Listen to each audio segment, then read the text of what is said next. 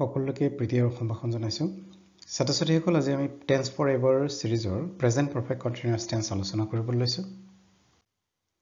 Present perfect continuous an action started in the past and continues in the present অতীতত আৰম্ভ হৈ বৰ্তমানলৈকে চলি থকা কোনো কাৰ্যৰ ক্ষেত্ৰত এই টেন্স ব্যৱহাৰ কৰা হয় এই টেন্স লিখাৰ নিয়ম হৈছে সাবজেক্ট থাকিব সাবজেক্টৰ লগতে have বা has তোমালোকে নিশ্চয় জানা যে third person singular number যদি subject হয় তেতিয়া হলে has বহে আৰু বাকি ক্ষেত্ৰবিলাকত have বহিব যেহেতু perfect continuous হয় অকল continuous যত থাকে তাতে আমি ভাৰ্বত ing কৰো আৰু যেতিয়াই perfect continuous থাকিব তেতিয়াই এই ভাৰ্বত ing লগোৱাৰ আগতে আমি been এটা ব্যৱহাৰ কৰিব লাগে এটা হৈছে ইয়াৰ ফৰ্মুলা ঠিক আছে উদাহৰণ এটা লৈ লৈছো we have been reading since 5 a.m. He has been working for 2 hours.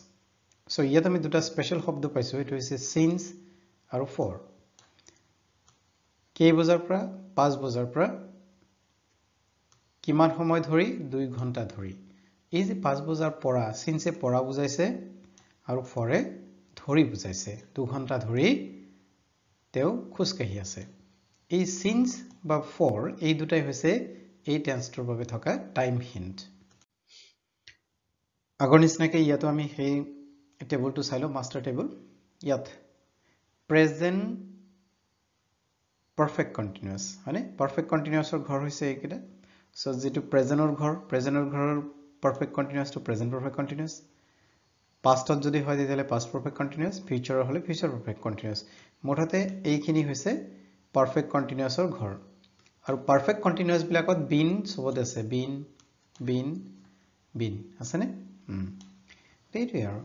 Present perfect হোৱাৰ কাৰণে প্ৰেজেন্ট পাৰফেক্ট কন্টিনিউয়াছ হোৱাৰ কাৰণে হ্যাভ বা হ্যাজ এইখিনি ইতিমধ্যে কোৱা আছে আৰু যেহেতু কন্টিনিউয়াছত ভাৰ্বত আইএনজি সবতে আছে সো আমি উদাহৰণ দুটাও লৈছো ইয়াত I have been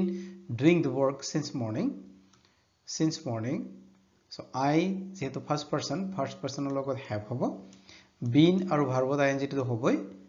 তাৰপিছত since ৰ পিছত টাইম আছে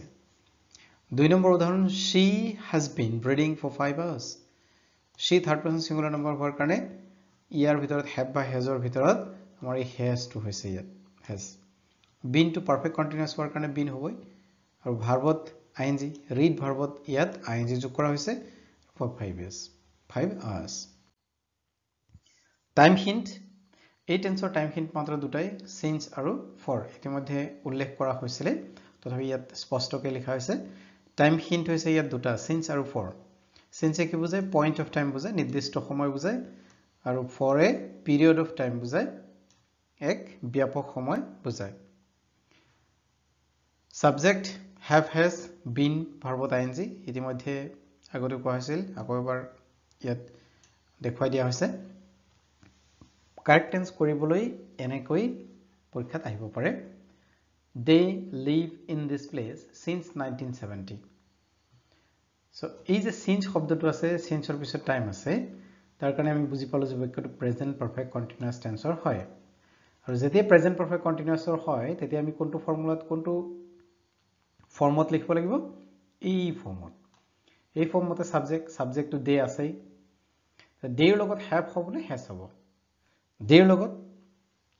have হ'ব কাৰণ দে টো first third person plural number they have তাৰপিছত এইটো been লাগিব been আৰু ভাৰ্বত আইএনজি live আছে liveত আইএনজি হ'ব so they have been living in this place since 1970 বুজি পালা he worked here for 5 years যত্ন কৰিবানে কাগজ কলম লৈ বহিছা নিশ্চয় যদি বহিছা তেতিয়া এটো লিখিবলৈ যত্ন কৰাচোন he worked here for 5 hours so for আছে for 5 hours 5 years hours নহয় 5 years 5 বছৰ ধৰি so 5 বছৰ ধৰি প্ৰেজেন্ট পাৰফেক্ট কন্টিনিউয়াছ টেন্সৰ so প্ৰেজেন্ট পাৰফেক্ট কন্টিনিউয়াছ হলে আমি বাক্যৰ সাবজেক্ট হলে যাম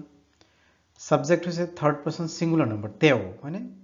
থাৰ্ড পাৰসন সিঙ্গুলাৰ নাম্বাৰ হোৱাৰ বাবে আমি কি কৰিম has বহিব he has বহিব আৰু been to লাগিবই perfect continuous যেহেতু been আৰু ভাৰ্বত ing so he has been working আৰু বাকিখিনি একেই থাকিব 10 years pass since I met you last এই 3 নম্বৰ বাক্যটো চোৱাচোন 10 years pass since I met you last since আছে since er পিছত টাইমো আছে মই যেতিয়া লাষ্ট তোমাক লগ পাইছিলো মই তোমাক শেহতীয়াকৈ লগ পোৱাৰ পৰা 10 years pass মানে তেতিয়াৰ পৰা 10 বছৰ হৈ গল তোমাক লাষ্ট মই লগ পোৱা since আছে present perfect continuous হ'ব লাগে হয়নে since before থাকিলে present perfect continuous হয় কিন্তু কিছুমান ভার্ব আছে যিবিলাক ভার্বক আমি কন্টিনিউয়াস টেন্স লিখিব নোৱাৰো কন্টিনিউয়াস কৰিব নোৱাৰো কিছুমান ভাৰ্বক আমি কন্টিনিউয়াস টেন্সত লিখিব নোৱাৰো তে সেই ভাৰ্ব বিলাকৰ ভিতৰত পাছও এটা ভাৰ্ব ইয়াত যেটো ভাৰ্ব আছে পাস এই পাস ভাৰ্বটো কন্টিনিউয়াস কৰিব নোৱাৰা এটা ভাৰ্ব তেনে ভাৰ্বক আমি কি কৰিম তেনে ভাৰ্বৰ ক্ষেত্ৰত আমি যেটো টেন্সত হ'ব লাগিছিল সিন্স থকাৰ কাৰণে প্ৰেজেন্ট পাৰফেক্ট কন্টিনিউয়াস হ'ব লাগিছিল হেতু নহয় তাৰ এটা টেন্স বেক কৰিব উভতি যাব এটা টেন্স উভতি যাব মানে present indefinite present continuous present perfect continuous উভতি আহিলে কিবা এটা টেন্স উভতি আহিলে প্ৰেজেন্ট পাৰফেক্ট হ'ব হয়নে এই যে প্ৰেজেন্ট পাৰফেক্ট টেন্সত আমি এটো লিখিব লাগিব যদি ইয়াত সিন্স আছে কিন্তু এই সিন্স থাকিলেও আমি এই পাস্ট ভার্বটোক যেহেতু কন্টিনিউয়াস কৰিব নোৱাৰো তাৰ কাৰণে আমি প্ৰেজেন্ট পাৰফেক্ট টেন্সত লিখিব লাগিব এনেকুৱা অকল পাস্ট ভাৰ্বে নহয় আৰু বহুত ভার্ব আছে সেই ভার্বখিনিও নেক্সট স্লাইডত পাবা তো এটো কেনেকৈ লিখিম এটো লিখিম 10 years have passed since I met you last যেহেতু প্ৰেজেন্ট পাৰফেক্টত হৈ যাব প্ৰেজেন্ট পাৰফেক্টৰ কাৰণে have হ'ব আৰু v3 হ'ব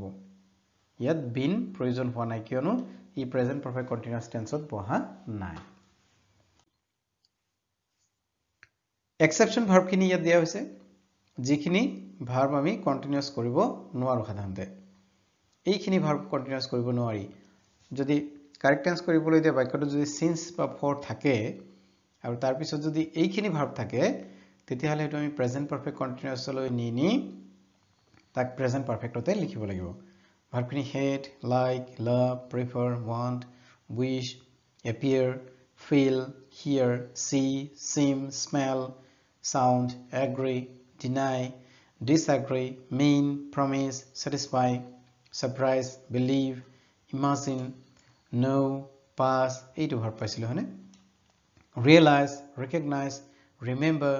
understand be belong concern depend involve matter need want possess এইখিনি ভাব যদি থাকে তেতিয়াহলে আমি বাক্যটো কন্টিনিউয়াস কৰিব নোৱাৰো তাৰ আগৰটো টেন্সত ব্যৱহাৰ কৰি দিব লাগিব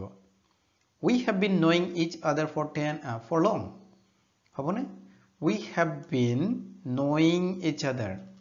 no verb not আমি কি কৰিব পাৰো ing কৰিব পাৰো জানো no verbত আমি কন্টিনিউয়াস কৰিব নোৱাৰো গতিকে এই ৰঙা সেন্টেন্সটো এই সেন্টেন্সটো ভুল হৈ আছে এটো শুদ্ধ হৈ থকা নাই ইয়াক আমি শুদ্ধকৈ এনেকৈ লিখিব লাগিব we have known each other for long বুজি পালা প্ৰেক্টিস দুটা কৰা he dash for a diary for 1 month for 1 month আছে এইটো for কিন্তু আমাৰ টেন্সত ধৰিব পৰা নাই এইটো for হে হৈছে আগতে কৈছিল যে for ৰ পিছত টাইম থাকিব লাগিব বা since ৰ পিছত টাইম থাকিব লাগিব সো for ৰ পিছতে 1 month টাইম আছে কি হ'ব যেহেতু প্ৰেজেন্ট পাৰফেক্ট কন্টিনিউয়াস টেন্সৰ হয় present perfect continuous he third person singular number হলে he লগত has হ'ব has থকা দুটা আছে এটা দুটা কিন্তু been প্ৰেজেন্ট পাৰফেক্ট কন্টিনিউয়াস যেহেতু গতিকে has ৰ লগত been যত আছে হেতুৱে শুদ্ধ has been preparing আৰু যেহেতু প্ৰেজেন্ট পাৰফেক্ট কন্টিনিউয়াস টেন্স ভাৰ্বত ing হ'বই গতিকে be টো হৈছে শুদ্ধ উত্তৰ b টো শুদ্ধ আছিল 2 number she dash for him for 2 hours for 2 hours 2 ঘন্টা ধৰি present perfect continuous the she third person singular number she has been waiting here a number to শুদ্ধ হ'ব ঠিক আছে present perfect continuous বুজি পালা কিবা বুজিবলৈ যদি অসুবিধা হৈছে তেতিয়াহলে কমেন্টত জনাবা মই নেক্সট আকৌ ভালকৈ বুজাই দিয়াৰ যত্ন কৰিম